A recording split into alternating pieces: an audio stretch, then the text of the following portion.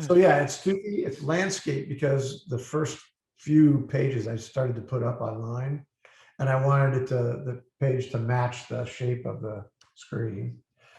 But this book it's a sewn binding. It lays flat. It's very powerful. I mean, strong. It won't. I It, know. it I like won't it. break. It won't break. It will not break. Thank you. Unlike my one volume bone edition, which is broken in Now, half. I told you not to kick that down the stairs.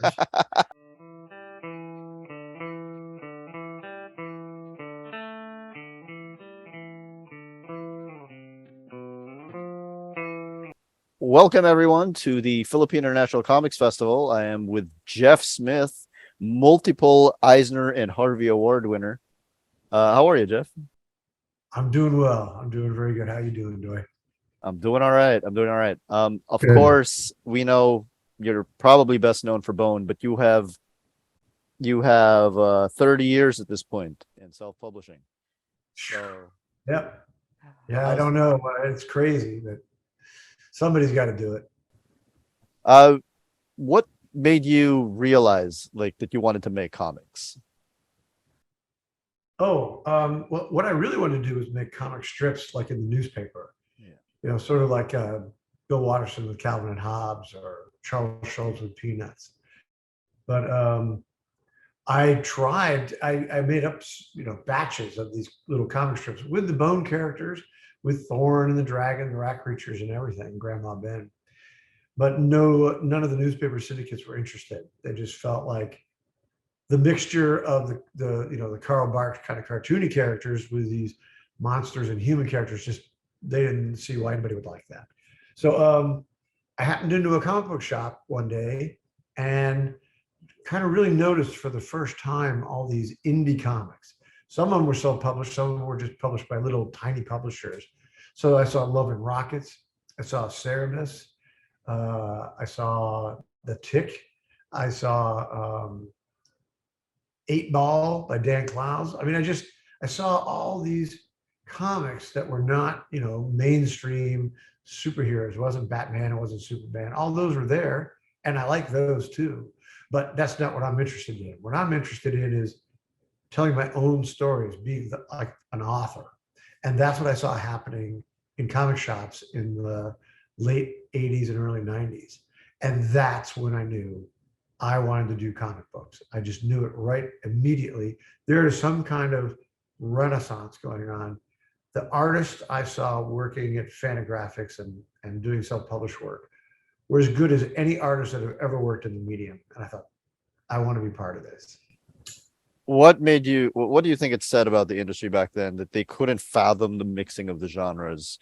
The comic strip industry, they couldn't fathom the mixing of the genres that you were proposing. I don't know. I was surprised. I mean, Roger Rabbit came out just a few years before while I was sending them around. I mean, that was a huge hit. I don't know. I think it's the same thing that's wrong. Well, wrong might be too strong a word, but it's symptomatic of what you see not only in the comics world, but in Hollywood.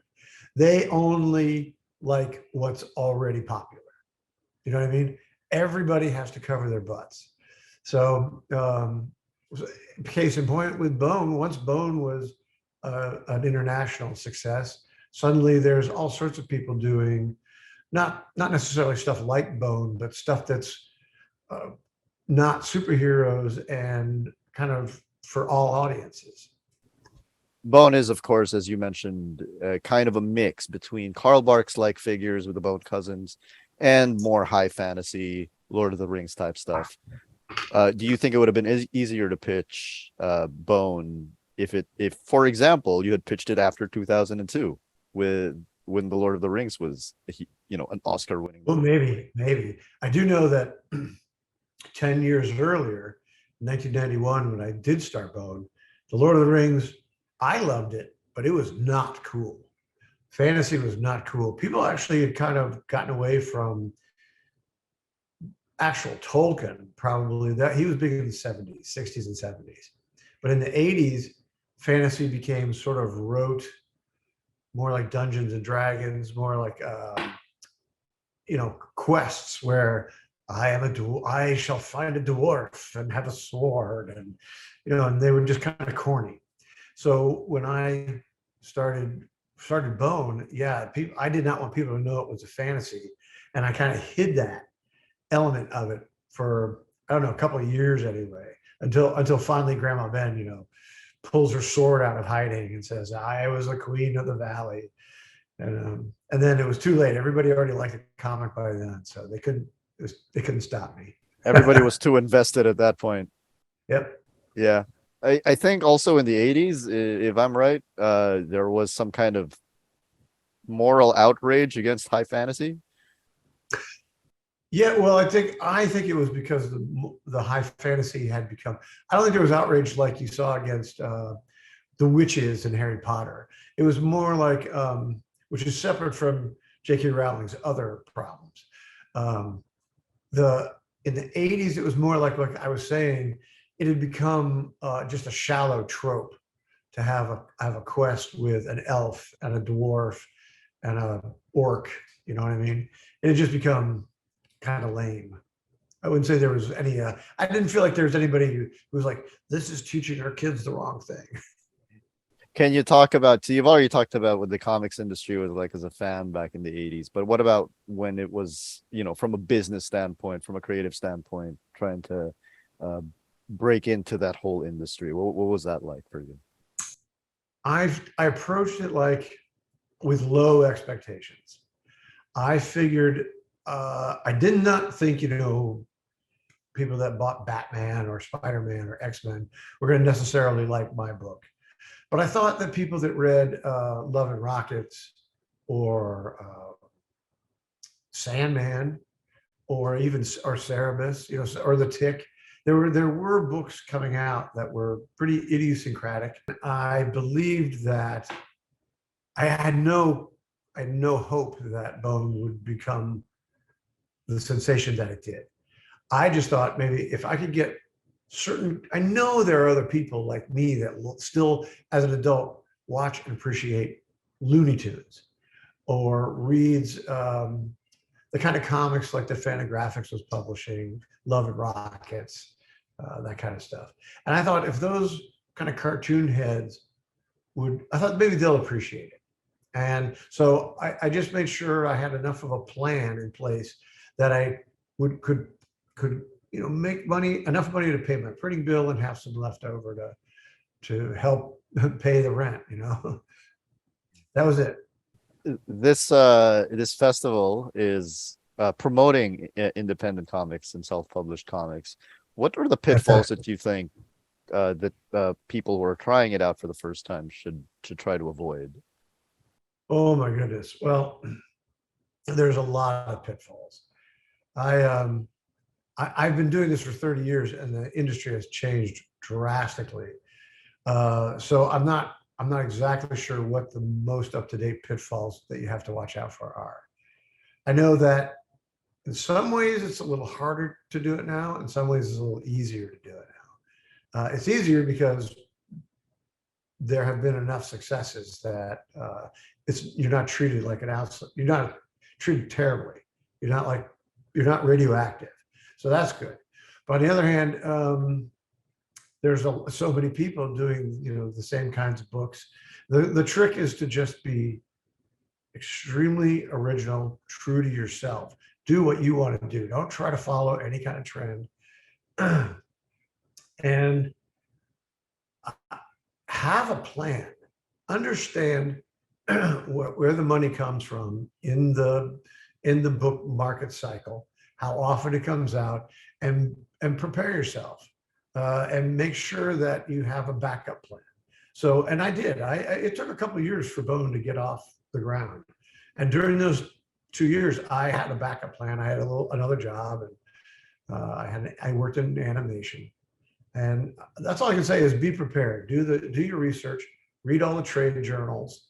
Probably wouldn't hurt to go to your local bookstore or comic shop, and definitely go to a show like you're going to right now, and talk to people and share advice, especially in your local market, and find out who's buying, who is into this kind of stuff.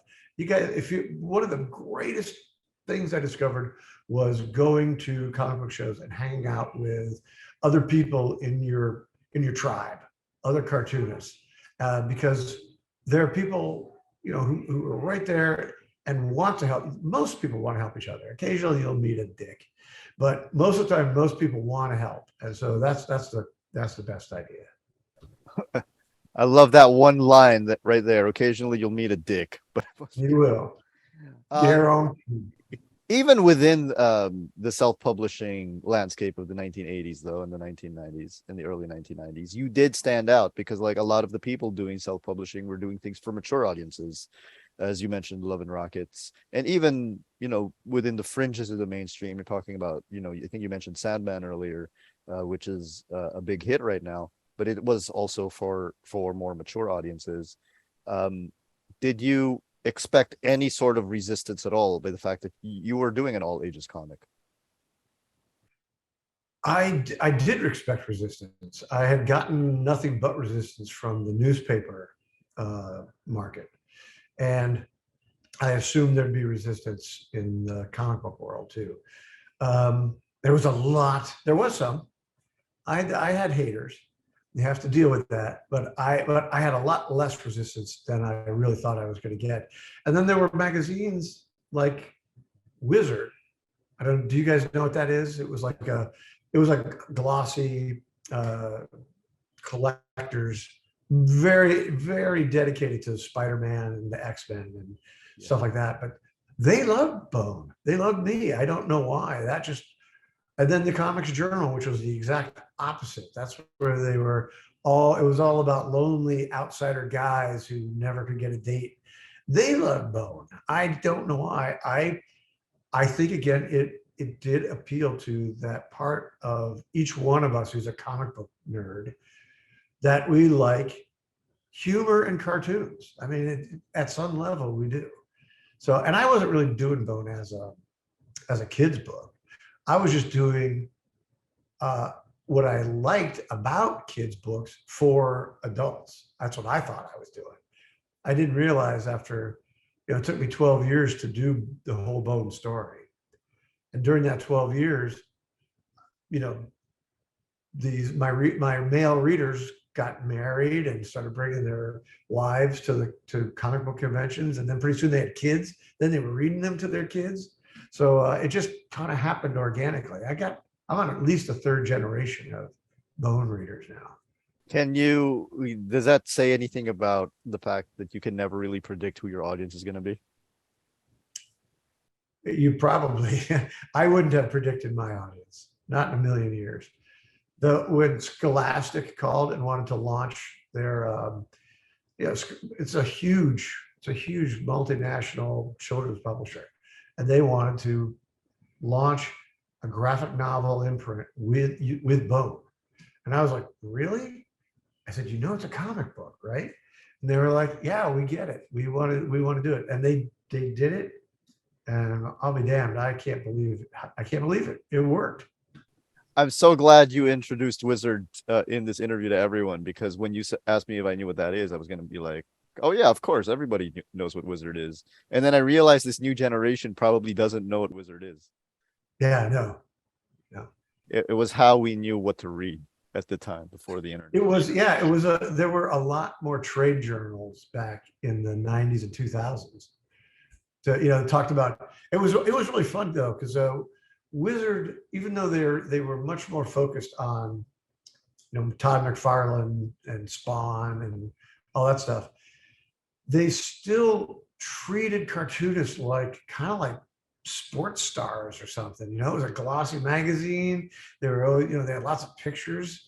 They covered like openings or, you know, releases, new book releases. It was kind of it was part of this step up that comics have been going through for about 30 years now.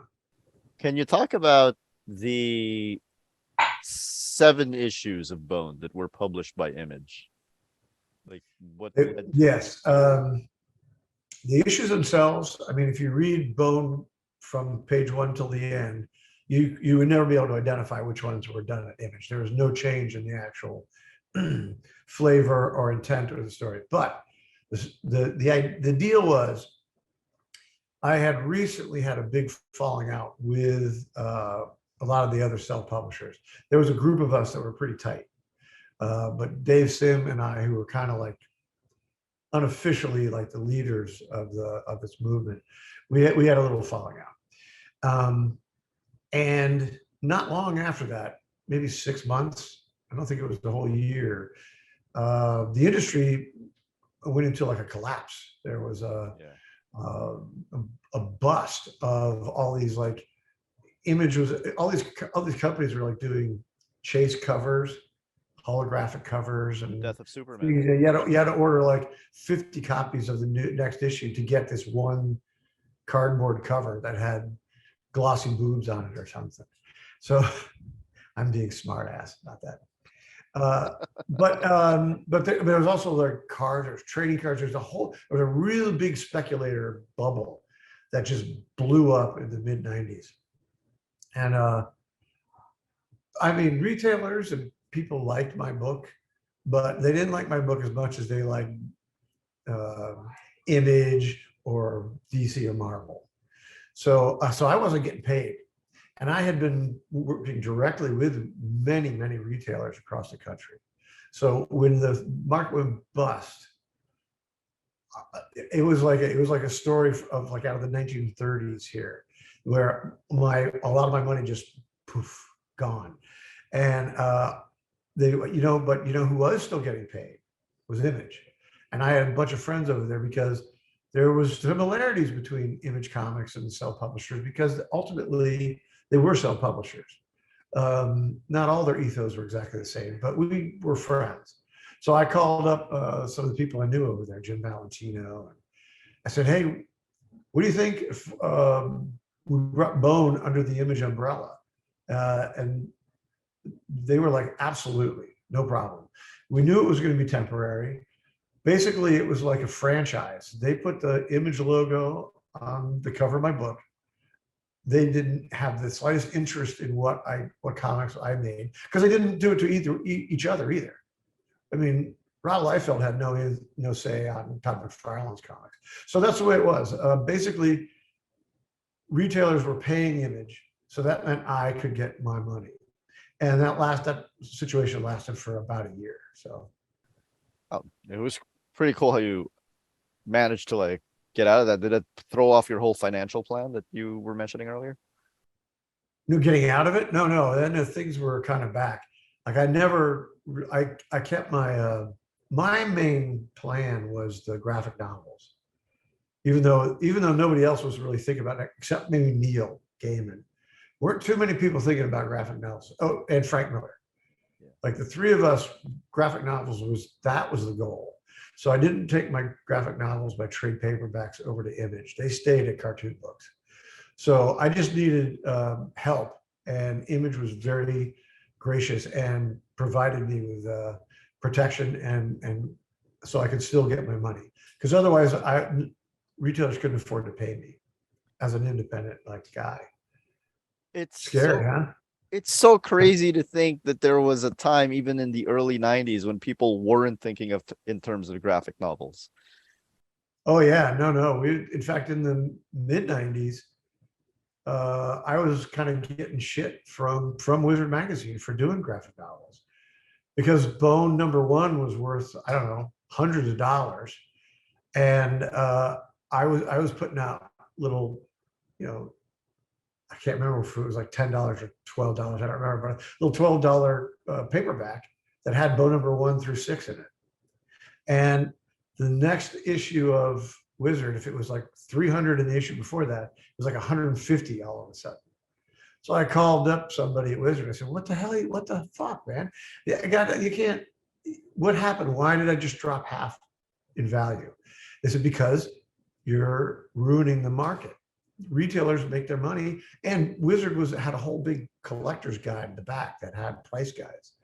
So me making it available for very cheap and permanently, is totally restockable.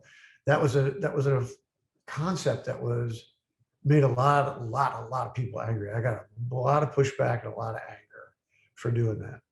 But I persisted. I was like, two things. One, bone number one first printing is still bone number one first printing. There'll only be that. There's only whatever 2,000 of them printed, whatever it was, and that's it.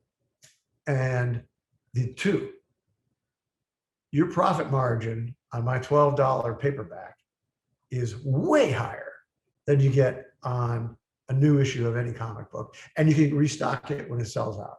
And that was a very difficult sell. I guess that is kind of amazing to think about, but yeah, we won that fight, but it was a long one. It was years.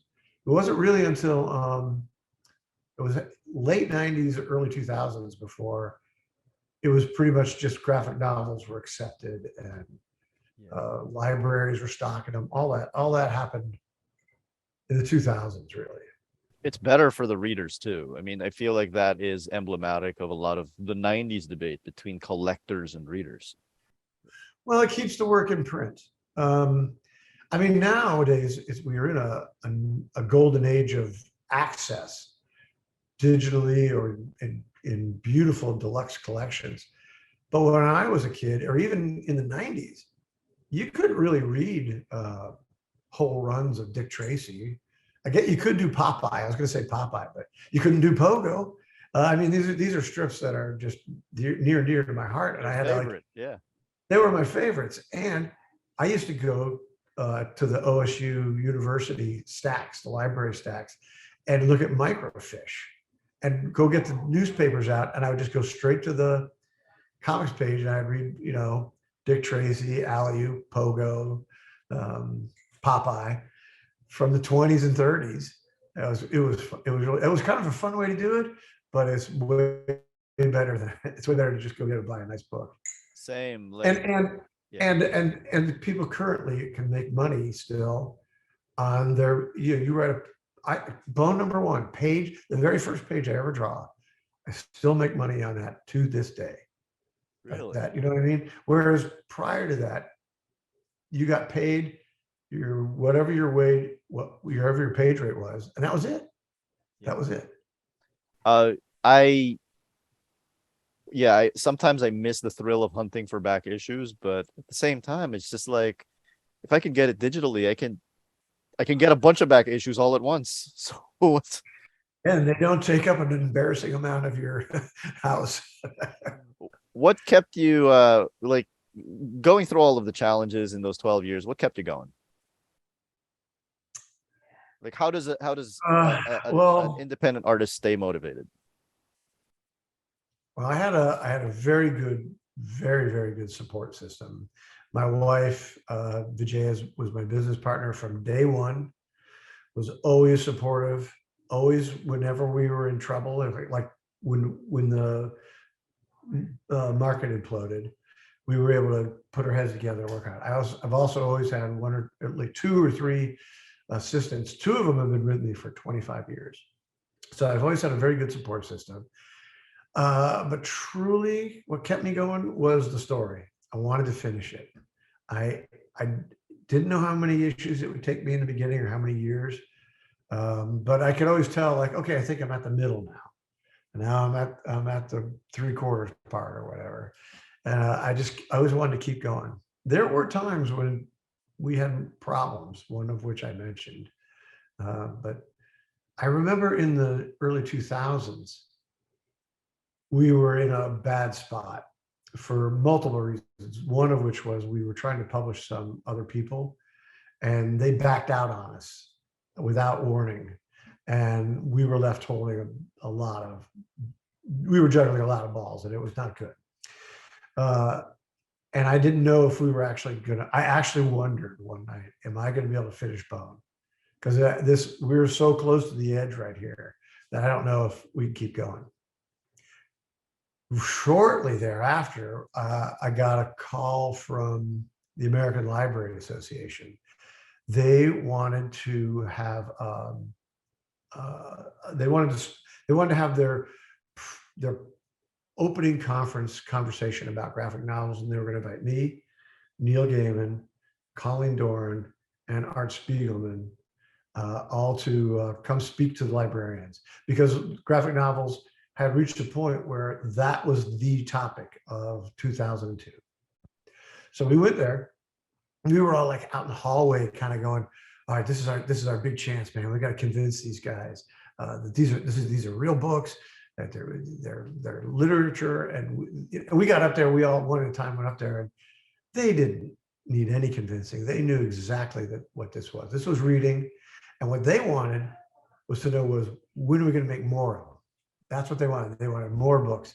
And I mean, if you look up that ALA pre-conference from 2002, you will see the people describe it as the tipping point when comics and graphic novels kind of became mainstream. And suddenly schools and libraries were ordering them. Barnes and Noble, Amazon. You couldn't sell comics on Amazon in the 90s. Did you know that? No. Okay. That I had no idea.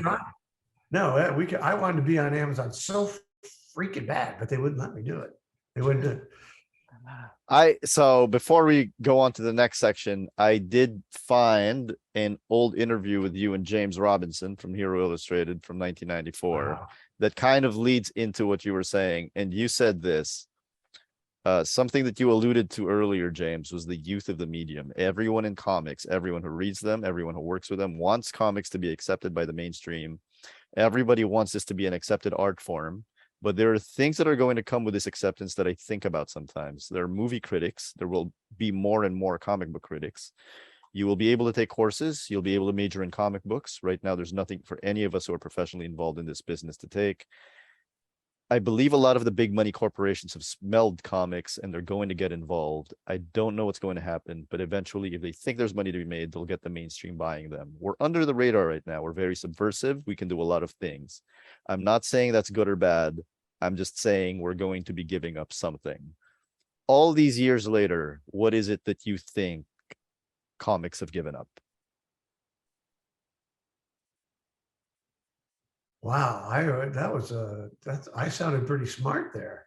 I don't know that we've had to actually give up anything, but there is a huge pushback to our success. We're in every school, every college, every library, and the right-wing extremists in this country are really going after them. They're joining library boards, they're joining school boards, they're working really hard to ban as many books as a lot of it's graphic novels. And so I view this pushback as, well, I do think it's very dangerous. I don't think it's genuine. I think there are parents that have concerns about things that kids are bringing home, but that's not what's going on. What's going on here is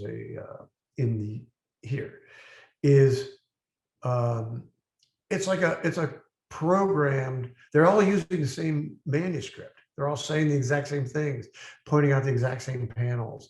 They're whipping up local people in neighborhoods and trying to get them outraged.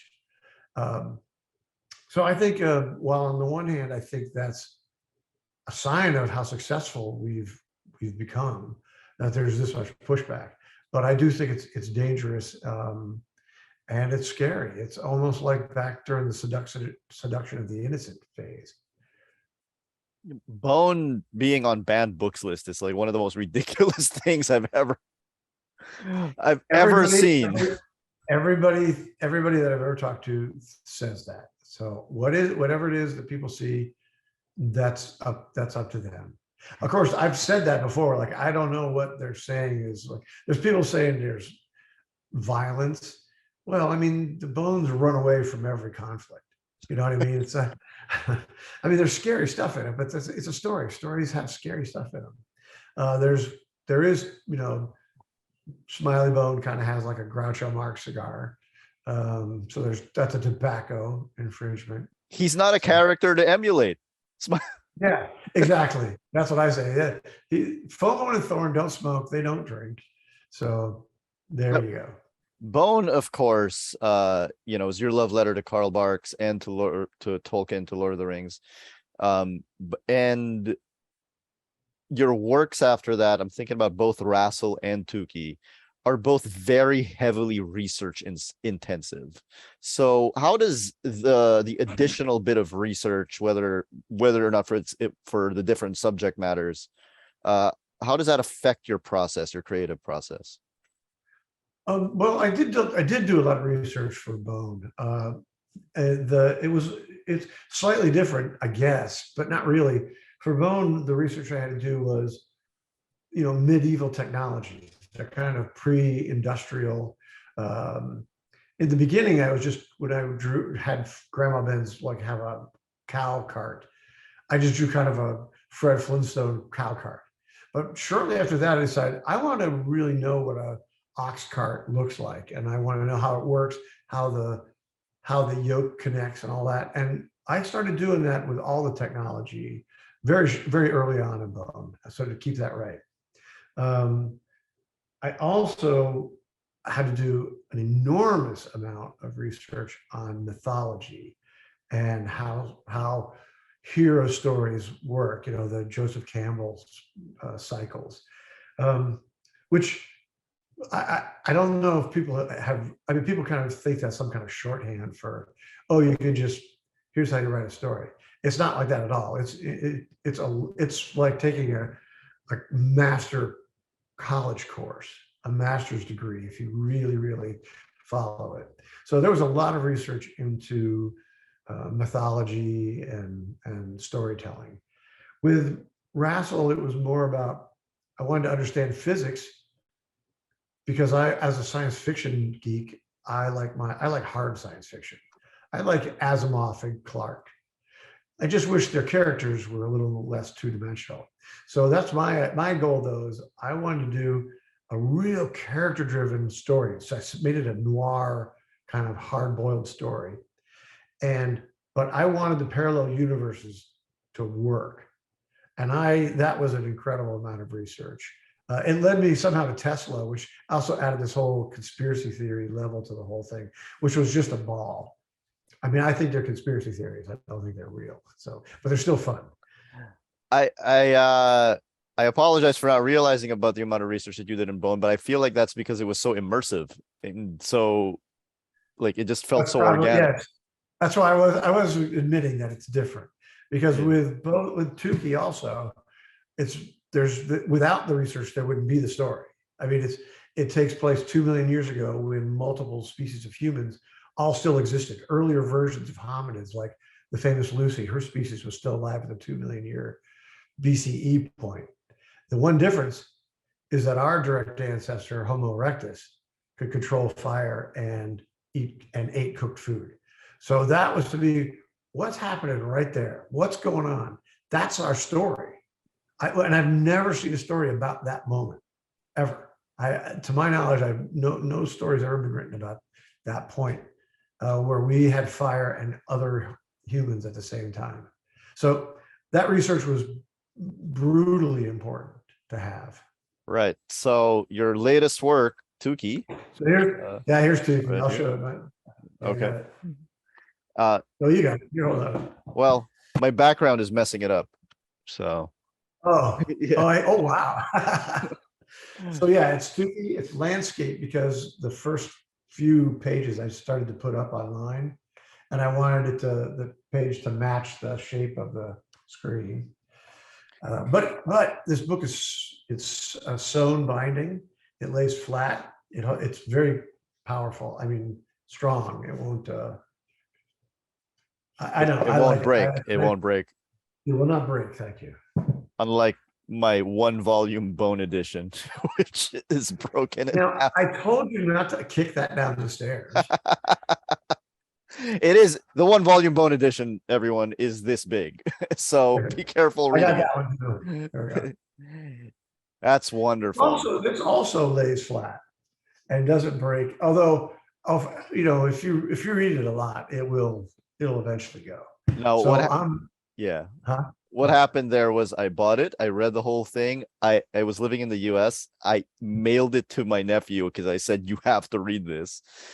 And he read it like a bunch of times. And then Yeah, that would not come back in good shape. yeah, but that's the best part. That's how you know a book is loved. Yeah, I know when people bring it up to me, sometimes they're embarrassed. But if the cover's falling off, it's all the cover's almost like soft felt. It's been so scratched up. Yeah. But I tell them, well, that makes me very proud. Thank you for reading this book that much. Well, talking about Tuki again, like how, so of course you started this as a web comic. How did you change it? How did the idea develop in your head? How did it morph?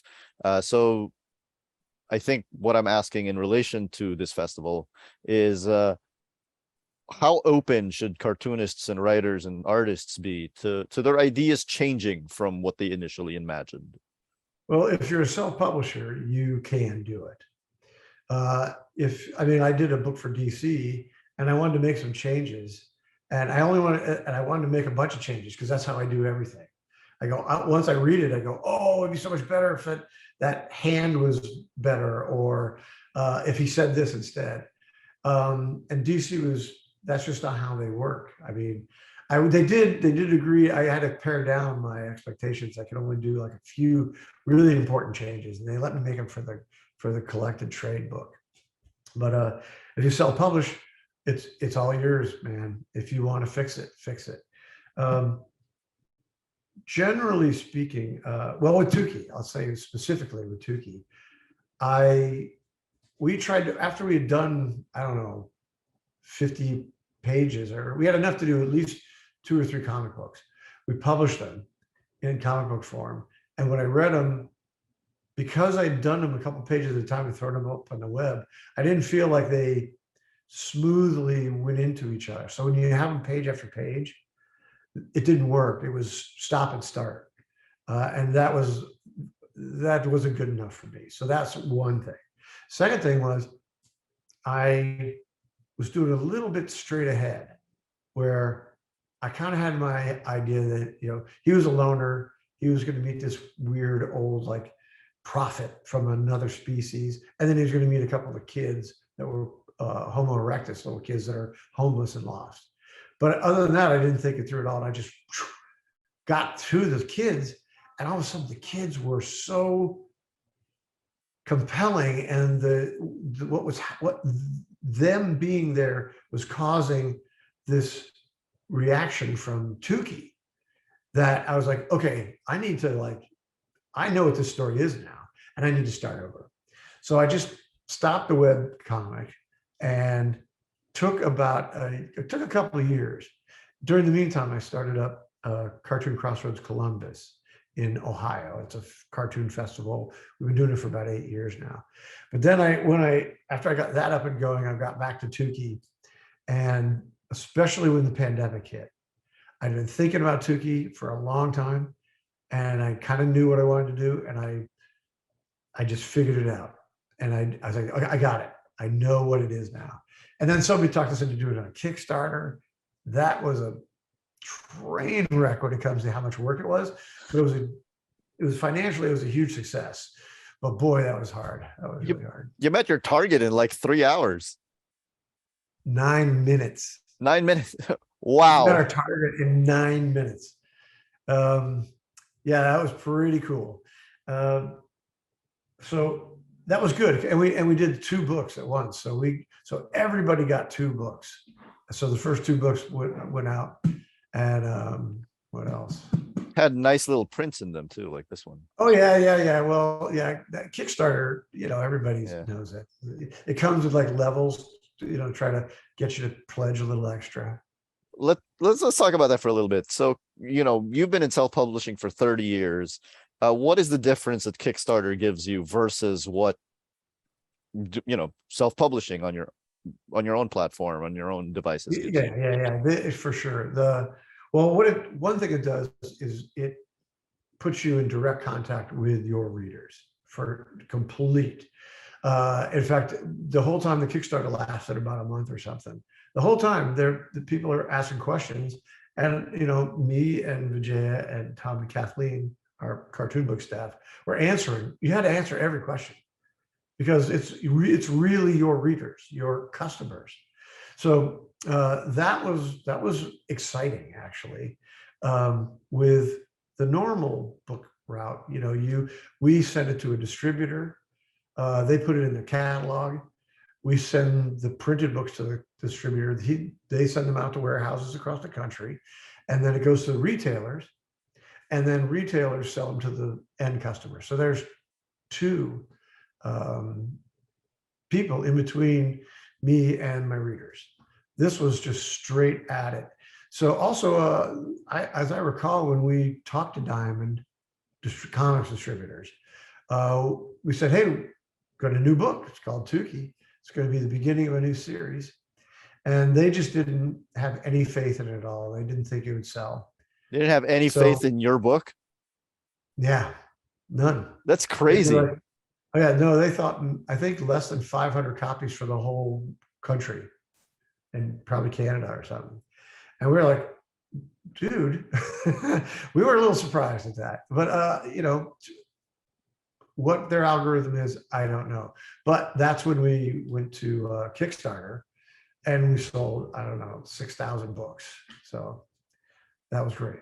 Jeff, I'm gonna ask a question because I am surprised that Diamond did not have faith in your book. So this might be a leading question, but minus multimedia adaptations, aren't you the most financially successful independent creator, like in the history of comics? Possibly, yeah. Especially when you think that it's all been done without a movie or anything. Yeah. Yeah, because that's why I said minus multimedia adaptations, because then you would lose to Kevin Eastman. Yeah. But yeah, right. It probably is possible. Yeah. I don't know that for sure, but it's very possible. So how does I was surprised.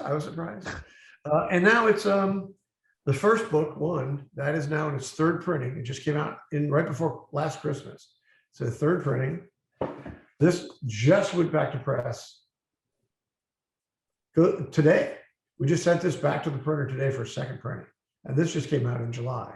So it's doing okay. One of the things that popped out at me reading Tukey is, in fact, that you're using the same cover with different colors. So it does look like you did, in fact, intend for it to be seen on a bookshelf. I did, but I actually, when we took it to, we debuted the second one in San Diego, and people were like only picking one of them, and they were picking, like, some were picking this one, and I'm like, well, don't you want the first one? They go, oh, I thought it was the same book with different covers. So on the next printing, we're putting the book numbers on the covers. So that wasn't as clever an idea as I thought. No, I get it though. You're looking at it as a book publisher, but comic book fans are looking at them as variant covers.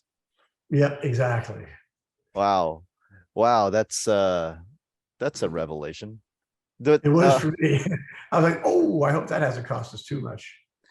Can you talk to our viewers about your process? Like, I know you don't do a full script for yourself. You go, you write a little paragraph and then you do the layout. But how does that go, and how has that changed from 30 years ago? Oh, it hasn't changed at all. So I write the comics exactly the same way I did Bone and Wrestle. The general idea is that somewhere you do have to jot some notes down and put something concrete, ideas. Usually the genesis of my ideas is one scene or an image I've got in my head that I could see happening, and I want to get to that scene. Like in Tukey, him meeting the old Homo habilis prophet. I knew I wanted to get to that scene. I knew that was going to be fun. Him fighting the ape god. I knew that. Him with the saber-toothed tiger. Those were things. So then I just had to figure out a way to make a story out of wanting to do those things. And once you get started, once there's a scene done, it's a little easier because you know where the scene ended, and you know where you want it to end. Where one scene ended, the next one's got to begin somewhere.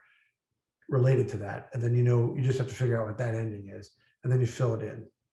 And I guess that sounds kind of simplistic, but that's pretty accurate. Does it go And then it's just a faster? question of, huh? Yeah. Does it go faster now? Because, you've been doing this for 30 years? No, Oh. no. Because sometimes you want to get, you're here and you want to get to here, but you don't want to spend 20 pages doing this. You got to keep figuring out a way to get there. And there's story elements. It can be tricky. It can be tricky. I can really sweat it sometimes trying to get from point A to point B. I find it fascinating that like sometimes you use tools that you used from before. For example, like Quarrel's anatomy construction is basically the same construction as the Bone Cousins, right? And you just changed the outside. Yeah. Well, one of the things I missed when I was doing Wrestle was I missed the bones. Not necessarily the foam bone and phony bone themselves, but I missed drawing a cartoon character in the story. So I thought that that was something that would possibly I could do in this kind of a story, is make our oldest ancestor, the Australopithecus afarensis, Lucy, make it a cartoon character. I had to be very careful though. I was very nervous about it looking like a minstrel character. I worked on it a lot. And I have a lot of cartooning friends that I respected or pitied a lot, and I showed it to them to see what they thought. And everybody thought it was fine. So off we went. Did you feel like, because I can completely see where you're coming from, and we're talking about creating a character and making sure that it doesn't it doesn't go into an offensive stereotype. Exactly. There are tropes and actually offensive stereotypes that I just don't want to have anything to do with. But I still want to draw cartoon characters, so I just worked with that. And like I said, I have friends and people that work in comics that so half of them are white, half of them are black, and I just said, look at this. I want to avoid this, and they caught some tropes. Really? I'll give you an example. Spike Trotman, who does Iron Circus comics, she's a Kickstarter queen or king, whatever you want to say. She pointed out that when Tukey meets the Homo habilis prophet, he's talking about spirit animals and the spirit world, and she says that's a spirit. That's a trope, and it's usually a trope associated with the religion of the brown and black people. And it sort of implies a lesser religion or a lesser society or something. And I actually did one of these. Oh yeah.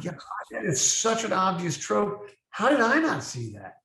So it was actually a very useful exercise, and it was eye-opening to me. It's refreshing to know that at 30 years into it, you're still willing to learn. Is that you have to? Right? You have to. Is that advice that you can give to any aspiring cartoonist? Like, don't ever think that, that you've got it made. No, and it doesn't actually get that much easier. I mean, when I dug into Tukey to really redo it to make these two books, they're vastly different than the little tiny webcomic I'd started. I had a moment where I wondered, can I still get there? Can I still reach that level that I'm going for? And I wasn't quite sure. I feel like I got pretty close, but yeah. It was not a given that I could just knock something off and it'll be at that level that you expect it to be. How are you doing with, for example, balancing out all of that supernatural stuff in Tukey with the no problem realistic stuff? That's my home turf, man. Yeah. I mean, I really at a fairly young age, like high school, I really got into like the Iliad and the Odyssey and La Mort d'Arthur by Thomas Mallory, the Arthur legends. And those things they're purported histories, right? They're supposed to take place about real wars that really happened between kings that really existed. And yet the gods are just like puppeteering all over the place. They're all, and the gods are right, getting mad at each other. Well, you're messing with my favorite human. So fantasy, that's in the Iliad, it's the Odyssey, and of course in King Arthur, you've got Merlin, you've got virgins standing around a fountain in the middle of the woods waiting for you. I mean, all that kind of fantasy stuff. It's storytelling, and it's the oldest kind of storytelling. Jeff, these two Tukey books, I believe they are Act 1 of what will be a 6-book series. That's the plan. That's the plan. When can we expect the Kickstarter for book 3? Oh, how old am I? I don't hold your breath. I actually don't know. I haven't even started writing. I'm working right now on a sequel to a Bone book for Scholastic. It was called Tall Tales, and it was Bones sitting around a campfire with little Bone Scouts, like a Huey, Dewey, and Louie type, and telling stories. So I'm finishing up one of those now, and then I'm going to take a little break, and then probably right before the end of the year, I'll start working on the next Tukey. How does it feel like knowing that you can always go back to the Bones? It's important to me. I love the Bones. I don't really ever want to do a serious sequel to the story, but if I thought I could never draw them again, it would be awful. I know, every time you've gone back to the Bones, I realize it's with the Bone Cousins. You've never really gone back to the Valley. Yeah, no. Well, we did kind of go back to the Valley in a book I did with Tom Snigoski, but it was a prose book with just some illustrations. Oh, Quest for the Spark. It's actually a pretty good, the Spark story. Yeah, it's a good story, but I don't want to do a comic about that. I'm going to stay out of the Valley, just the Bones. Do you think you'll ever do something as big and wide scoping as the Bone Saga ever again? Well, I don't know. I mean, Rassel was 500 pages. That's. Yeah. I was talking with Françoise Mouly. She's the art director for the New Yorker, and she goes, great. Oh, she's wonderful. Yeah. But I was just saying, I'm working on a short story. She goes, how long is it? I said, 500 pages. She goes, you're the only person I know that 500 pages is a short story. Do you think it's because you don't do narrations? Like you don't do narrations, you don't do things like meanwhile in somebody's, place. So everything that you do has to be conveyed visually. So what would take somebody maybe one panel to say, meanwhile, it's somebody's home, you'd actually have to show it. Maybe I actually do that. I do that because I'm a movie buff. And, a narrator doesn't come in to explain anything. You just figure out where you are and where you go from there. No, I just think I like stories where you have enough time to really know the characters and care about what's going on, and enough time to build up a mystery that's gonna, pay off. I've got 3 last questions. These should be really quick. The first one is how different is it when you're writing for somebody else? So I'm thinking of the One Bone spinoff Rose, which is drawn by Charles Vess.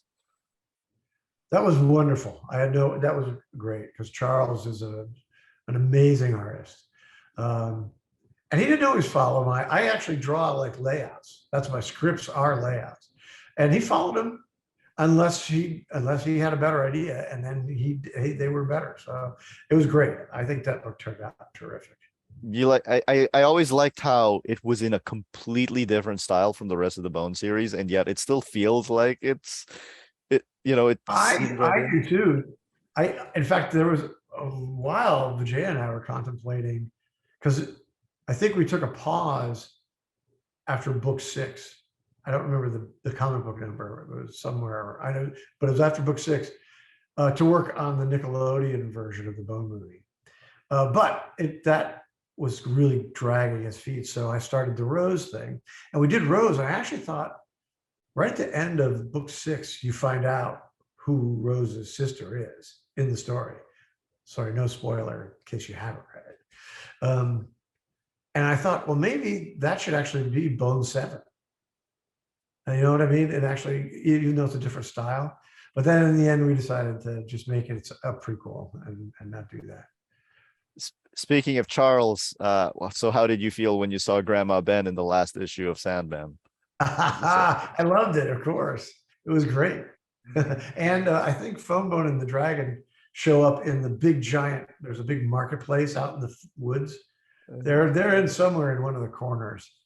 You have to look for them. I'll have to look for those. I saw Grandma Ben and I was like, wait, wait a Oh minute. yeah, no, that was Grandma Ben, and it even looked more like Grandma Ben. But DC, I said you need to change her a little bit.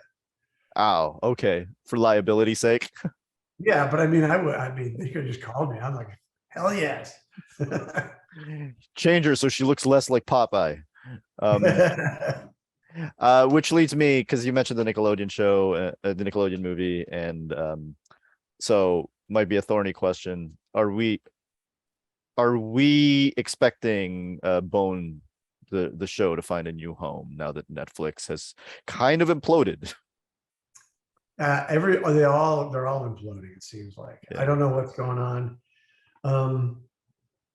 Well, the one silver lining of the announcement, I don't remember when that came out. Was it in April? Yeah. I think in April. So, but we'd known about it since like right before Christmas. But they didn't announce it, so we didn't say anything. But the other thing is, but the silver lining was, even though the article was really about, they were losing subscribers, their stocks were going down, their executives were all in flux. The picture everybody picked was Bone, with headlines like they're canceling Bone, and we got a lot of interest. There are a lot of people that are, I mean, most of that's all air, but so here's where we're at. Bone, the rights to Bone are complicated and have been since Warner Brothers, so they're kind of tied up. It's not an impossible problem to solve, but I can't say that anything's actually happening right now. So we'll have to see what happens. That's I hope that gets resolved, because I think Bone has been such a wide source of joy for me, my family, and for like I mentioned, probably is the most recommended all ages comic ever. And it would be really cool to see it reach the TV or movie audience. I would like to do that because it would sell a lot of books. It would also go back to selling a lot of books. That's something that a lot of people are a little weird about, right? Like a lot of people think that it kind of like these things actually hurt the sales of the books, but they don't. No, that's ridiculous. Yeah. Is there, I'm going to sneak in one last question, which is, can we expect some kind of thing, some kind of multimedia thing for Tukey as well? There's interest. We'll see. Awesome. All right. Thank you so much, Jeff. Do you want to say any more words or more advice for? Oh no, creators? this is good. We had a good interview, Duy.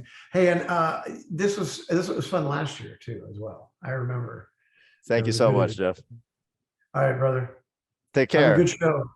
Thank you so much. I'll let you know when this is up. Everybody.